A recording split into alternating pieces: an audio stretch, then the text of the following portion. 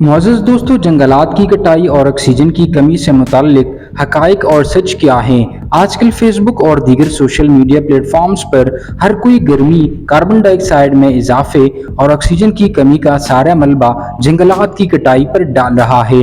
حالانکہ سائنسی حقائق اس کے برعکس ہیں، لہٰذا ضروری سمجھا کہ اصل صورتحال کو وضاحت سے آپ کے سامنے پیش کیا جائے۔ زمین پر موجود تمام جاندار بشمول انسان، جانور اور پودے آکسیجن اور کاربن ڈائی آکسائیڈ کا جو سالانہ استعمال اور اخراج کرتے ہیں وہ قدرتی طور پر ایک توازن میں ہوتا ہے۔ صدیوں تک یعنی 17 صدی سے پہلے زمین کے ماحول میں ان دونوں گیسوں کا قدرتی چکر یعنی سائیکل مکمل طور پر متوازن تھا اور کسی بڑی تبدیلی کا سامنا نہیں تھا۔ اصل خرابی تب شروع ہوئی جب انسان نے زیر زمین موجود کوئلہ، تیل، قدرتی گیس اور دیگر فوسل فیولز کو نکال کر جلانا شروع کیا۔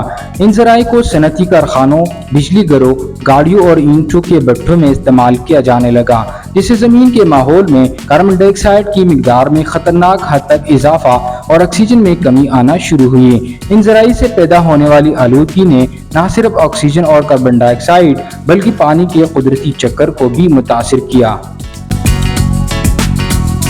یہ بات یاد رکھنا ضروری ہے کہ لکڑی یا جنگلات جلانے سے ماحول میں ان گیسوں کے توازن پر مستقل یا مہلک اثر نہیں پڑتا، کیونکہ گیسوں کا اخراج ایک محدود حد میں رہتا ہے اور قدرت اسے چند مہینوں میں واپس جذب کر لیتی ہے۔ اصل خطرہ ان ایندھنوں سے ہے جنہیں زمین کے سینے سے ہزاروں فٹ نیچے سے نکالا جاتا ہے، کیونکہ ان کا جلایا جانا ماحول کے لیے ناقابل تلافی نقصان کا باعث بنتا ہے۔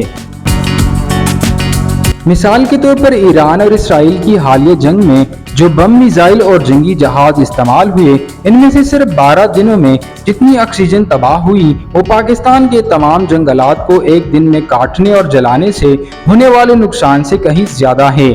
1 کلو گرام دھماکہ خیز مواد 50 کلو گرام آکسیجن کو ختم کرتا ہے، جبکہ 1 کلو گرام تیل یا گیس 4 کلو گرام آکسیجن کو جلا دیتا ہے۔